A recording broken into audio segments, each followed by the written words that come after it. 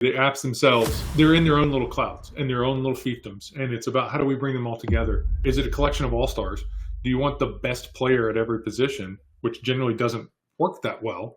Or are you looking for the piece that fits your culture, your program, your style more, right? How do I get these applications to talk to each other? So how do I get app 1 to talk to app 2 to talk to app 3, which, by the way, also needs to be utilized by user 1 on device 1 and 2. Microsoft 365 is sort of the answer.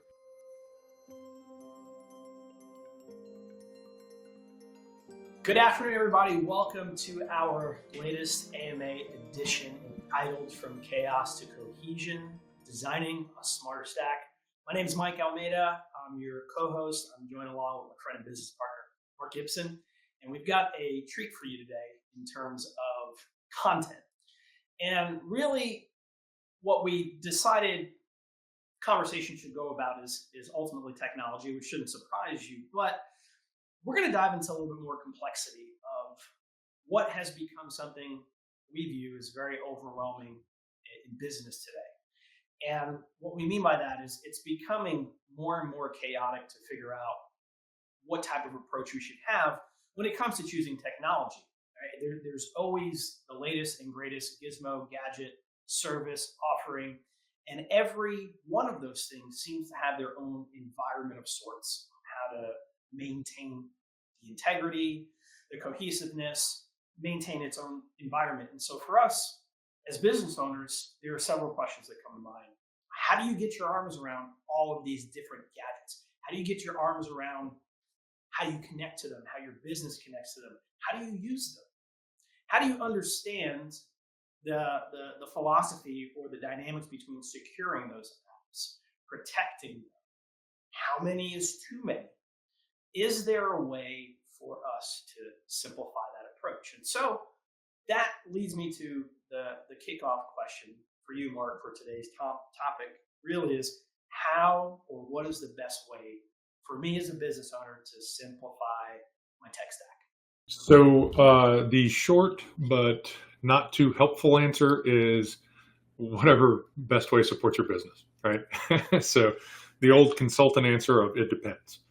But, if we try to, put that in some terms or in a lens that's a little bit more helpful, it's really that when you start to make choices around how you build out your tech stack, whether that's individually or, a holistic design, which hopefully you're, considering how they go together, it's really, you got to be thinking about, your governing principles really ought to be productivity, security, and simplicity. That's kind of the three things you want to keep in mind as you're building that out.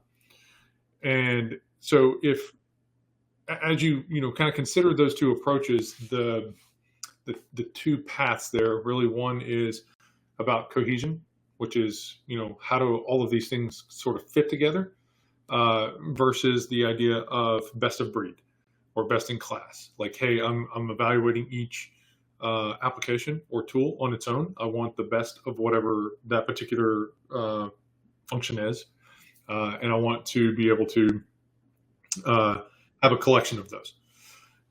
And so those, you don't have to really choose explicitly between those two, but that's generally where you're going to fall, because at the end of the day, if you are not, you're going to lean towards best of breed almost instinctively. That's how most people approach it. And it takes a little bit of discipline and intentional structure to achieve the cohesive piece. So you're making a choice one way or the other, largely just kind of how you fall.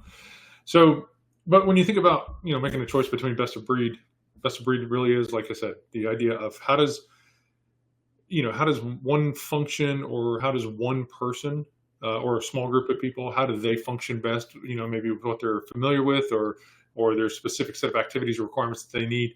And we want a tool that fits those requirements exclusively the best. Versus the, sort of the broader approach, which is the idea of how do those systems, how will they interact with our existing tools, our existing workflows, the entire team?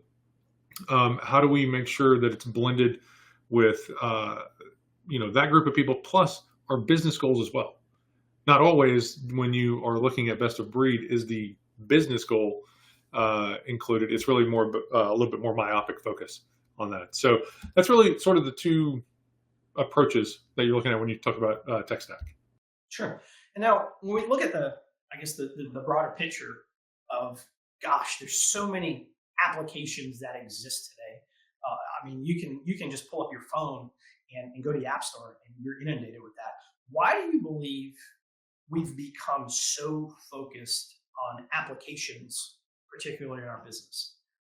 I don't necessarily think we've become application focused. I think we kind of always are. Like users in general are typically, or individuals really, are focused on kind of what's in their view, right? And so when you start to look at it more from a system perspective, you generally have a broader approach to all of this, and so that's the lens through. One side of that's sort of application centric, which is I need to accomplish this particular activity, this particular function, whatever I need to do to get that done. I can push my data to that application, which today, and this is where a lot of this has become a little bit more relevant. The apps themselves, they're in their own little clouds and their own little fiefdoms, and it's about how do we bring them all together so that we can govern and protect our users, our data. But anyway, that's what we're trying to reconcile as we look at these tech stack choices.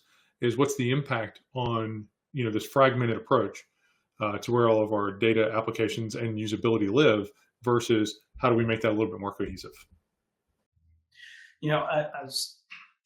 I think about times when I've worked for companies and I've brought new people on board. It never fails that when new people come on site, they also have ideas and systems that they're comfortable with that they've used in the past. And so I've always experienced, at least I'm speaking for myself, but technology is always a request. Like when they come and they work with it, hey, I need this to do this. I need this technology to do that. How do we handle that as business owners when we're bringing new people on and they immediately go for the jugular when it comes to a technology request? I think it's probably reflective of where you are in your business journey. The more you sort of scale, mature, evolve, the more likely you are to have developed your own standard, where there's not as much necessarily flexibility for individual choice, but that's part of the process, right?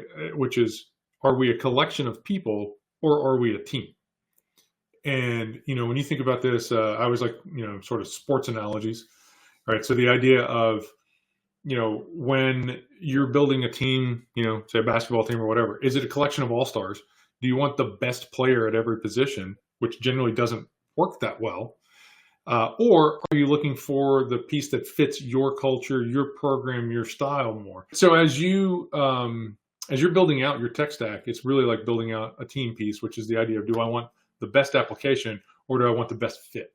And so if you've already established what that best fit for you because you've matured in your operations, then you're going to, have a little bit less flexibility for individuals to come in and sort of suggest or require certain technologies. If you, on the other hand, don't have those standards, or those standards aren't required because your business is, a little bit loose, then you're able to, allow that flexibility for the individuals. So that's sort of how you're looking at it and making that decision. Is there any way you break it down? When you think of any aspects to consider as you're building this tech stack, are there any fundamentals that, if you had to group them in the categories, how would you group them from a consideration perspective? I mean, in terms of kind of how you're building out maybe requirements as you choose. A lot of what I heard here was like functionality. Sounds like, are there any other pieces that you would consider, or at least your IT team perhaps might consider this as you're building this out for yourself? Yeah, I think of them usually in sort of three categories, really, which is, there's your functionality piece, which is, again, sort of the usability. What are the people that are using it? What do they need? Then there's the security considerations. How do we secure those workflows? How do we secure the data, so forth? And then there's your administration piece of it, which is the idea of how easily can you make changes for the applications, for the devices, for the data, for the users, all of those things, the things that, a little bit more back end for your IT team. But those three things should really be kind of how you define your requirements and the considerations that you make. Okay. So I think, again, as the title says, from chaos to cohesion, practically speaking, how do you solve this problem? Like what's the ultimate solution for someone who maybe recognizes they've got some chaos going on and they want to start getting the cohesion? Well, I think, and this is maybe some key context. I think, and certainly in terms of how I think about it. Even when you ask the question about sort of between people versus system, is kind of understanding our current environment, right? Like 25 years ago, right? Technology sort of demanded that everything was in one place. Like we just had too many limitations. Like we were working from the office. That's where most everything took place. That's where your apps were. That's where your devices were. That's where your users were. And then over time, as technology has developed, we've chosen the flexibility that was offered to us. Users could get out into the world and be a bit more mobile. The cloud proliferation that's happened, we've been able to move our apps and data there. And so as everything kind of has moved to one place or another, it's been largely about flexibility. Functionality and security, or even convenience and security, are usually the two considerations about how you look at applications. But typically we assume that if flexibility goes up, so does functionality. That's not necessarily been true over the last decade or so, because there's been so much flexibility that the functionality has become, again, sort of fragmented, right? How do I get these applications to talk to each other? So how do I get app 1 to talk to app 2 to talk to app 3, which, by the way, also needs to be utilized by user 1 on device 1 and 2 for them to be able to generate a value and perform their functions. So that's all part of the design. And it was something that we've only had to consider over the last couple of decades because, again, it wasn't a flexible option that was offered to us.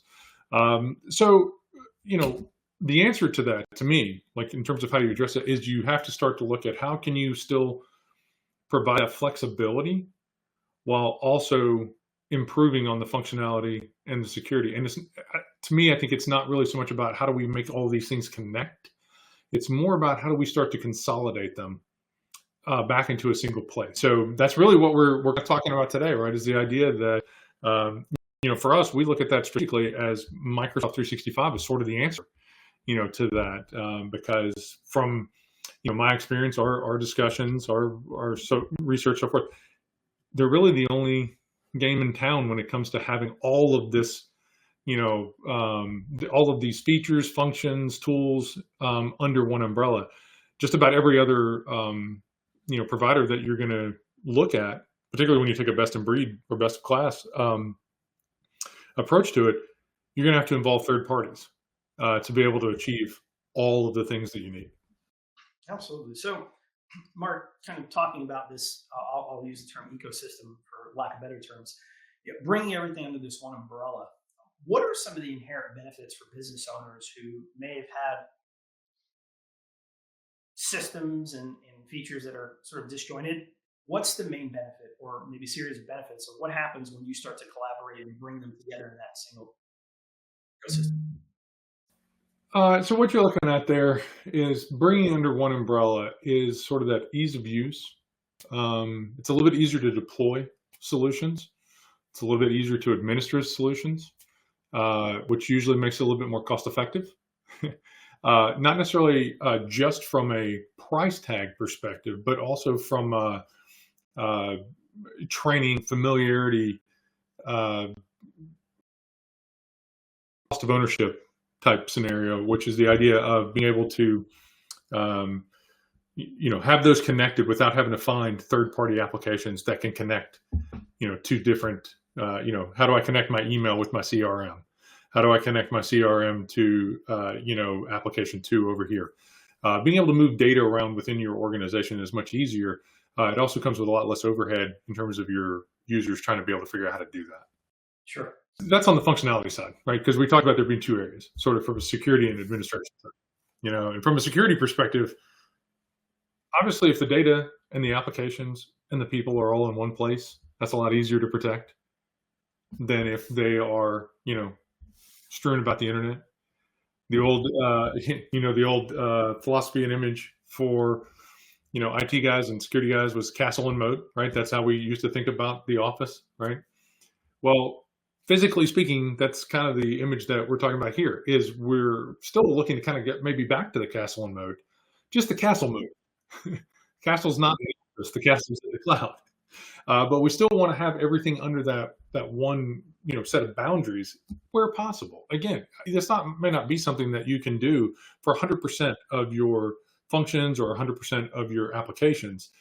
But if that's your overarching thought process for your design, the things that are outside that boundary are going to be the exceptions and the one-offs. Today, it's really a little bit more that just about every small business I talk to, it's all over the place, right? Their data, their applications, and again, we've really encouraged most of our clients to pull that into one location and have been successful in a lot of those cases. But just finding somebody, talking to them, they don't have that approach in mind. Like I said, you're going to drift more towards a little bit of this chaos than you would to a single cohesive environment, unless you've got an intentional approach to it. So speaking to that particular audience, so you just said someone who's got systems and data flowing all over the place in the ether. What are some actionable steps if there's a person out there watching this or watching the recording? What would you instruct them, or would you suggest that they do to start to combat this? Well, I think the first question is, again, let's go back to what are the business goals. You may not be in a place where you feel that there's a need to combat it. I mean, that's the reality of the situation. Is more the idea that maybe you're comfortable with your security as is, maybe you're comfortable with your growth as is, like the flows that you have. You're not running into sort of walls, knocking your knees on any limitations. If that's true, I don't know, keep strong and carry on, type stuff. But if you are, I think the next question becomes having a conversation with your IT person. Now, the reason I say it that way is because you as a business owner are pretty much, I would say, not qualified to know if the technology is performing, or is causing a limitation for you on your growth or your development.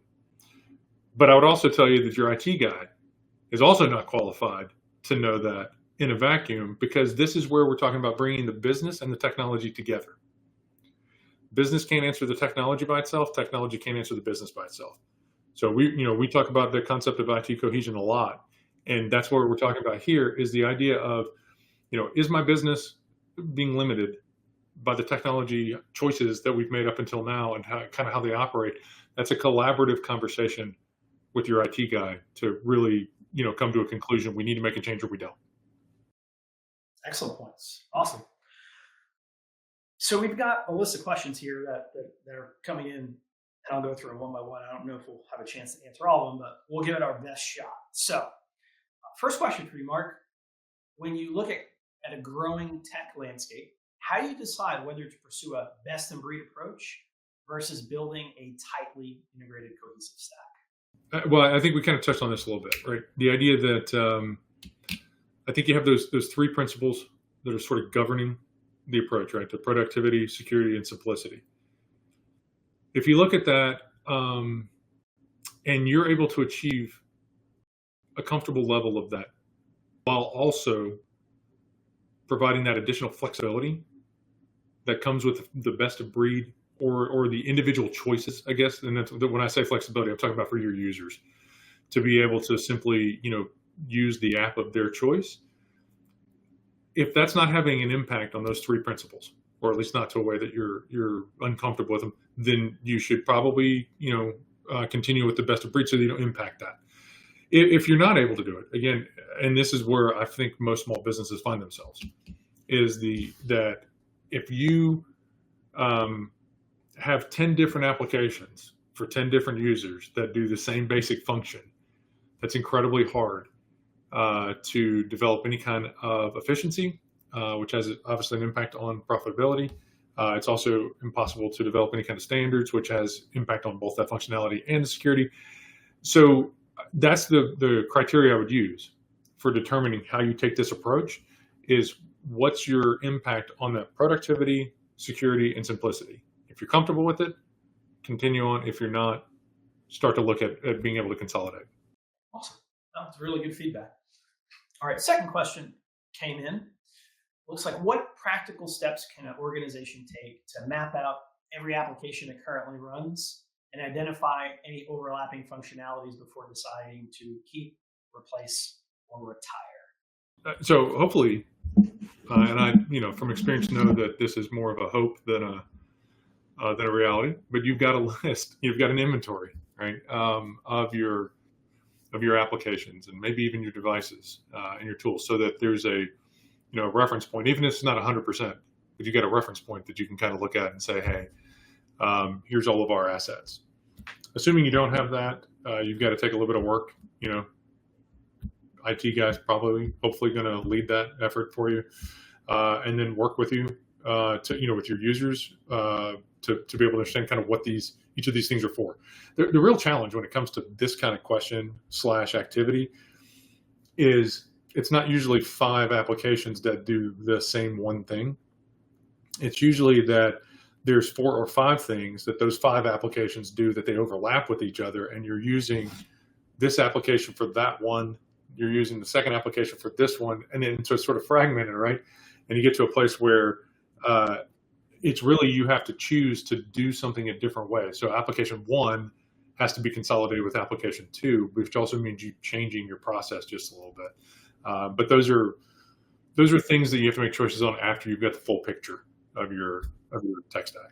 Good answer. So, okay, I really like this next question because I think this one really ties more into the business side of it. In moving from an app-centric mindset to a data-centric one, what are the biggest cultural or operational hurdles you've seen, and how can leaders help teams make that shift smoothly? Value comes from adoption, right? That's where you start to get your value from. The adoption comes from ease of use. The ease of use comes from the design, sort of how you're using things. But the design comes from the understanding. How's it being used? What are the workflows? What's the user experience? So on and so forth. I say all of that to kind of answer this question from a perspective of everybody's resistant to change, particularly when they're sort of familiar with certain things. And so from a cultural perspective, leadership has to lead on these changes. They have to be able to help people understand why they're making changes, why it's a positive to the business, why it's a positive to the individual. And if they're coming alongside their users as that happens, those things go pretty smoothly. If they're not, they don't. And frankly, even if they are with them, there's still bumps in the road, right?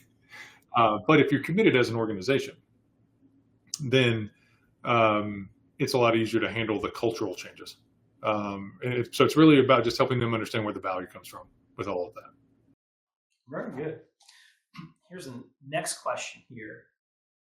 How does the choice between a single ecosystem like M365 and a collection of best of breed tools affect the overall security posture? Are there any hidden risks in either model? I think this is always a question of fit. So not necessarily right or wrong, better or best, but fit. You can achieve an appropriate level of security through a Google-based system, through a Microsoft-based system, through, Apple might be your focus, although that's a little less, common. So that's not necessarily the point, is to say, ooh, Microsoft is what provides the security. Because security is never about I won't say never about the tool, but security is mostly not about the tools. It's mostly about the behaviors. It's about the processes. It's about being able to reinforce those things as it goes along. So I don't know how hidden the risks are based on tool selection. I think the risks maybe are hidden based on the ambiguity or the lack of clarity that businesses have about themselves in terms of how they operate, how they use their data. That's the reason almost every IT project starts with a discovery of some sort. And it doesn't even have to be a project. It's any activity, because the businesses usually can't tell you what they're doing. You have to go find it out for themselves. So I think, going back to this is mostly about, Micro 365 offers you the opportunity to have all of those assets in one location, to make that more intuitive, to make that a little bit more native, to make it a little bit more, intuitive, I guess. But it does not mean that it's necessarily going to be the highest quality security. That's still the variable for that is still about the people and the processes of your organization. So that's something to definitely keep in mind. Absolutely. Okay. All right. Here's another really good question. You mentioned productivity, security, and simplicity as governing principles. Which of these tends to dominate the decision making in practice, and how do you keep the others from being sacrificed? Okay, that's interesting. Yeah. Honestly, none of those dominate the conversation. Profitability just dominates the conversation. That's so true. Generally speaking, productivity is probably the closest, to that profitability conversation. And it's certainly where most of the user population lives, right? Because that's what they're doing every day. So it comes up pretty often. When you're just talking about planning in general, security and simplicity, security is almost always a lagging, consideration. Simplicity comes up only as it begins to affect productivity. So how do you keep them from being left out? It's really kind of keeping the focus at the business goal level to say, hey, how do each of these choices affect the results or the outcomes that we're having? What's our overall goal in making this change or making this selection, and understanding how each of those map to that. Good answer, Mark. I really like that one. That one was definitely a challenging one. Here's a kind of this question gives me a chuckle because I've seen this plenty of times. But given the mixed emotional response some users have toward the Microsoft brand, how do you address resistance and ensure adoption when migrating to a unified platform like M365?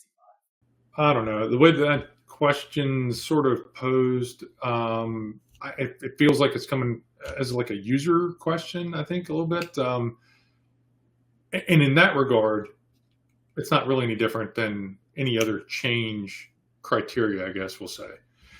Probably the more prominent place is when we're talking about the decisions to begin with, right? When we say, hey, consolidating on a Microsoft platform, or even using a Microsoft product. I mean, certainly Microsoft's been a dominant player for a very long time.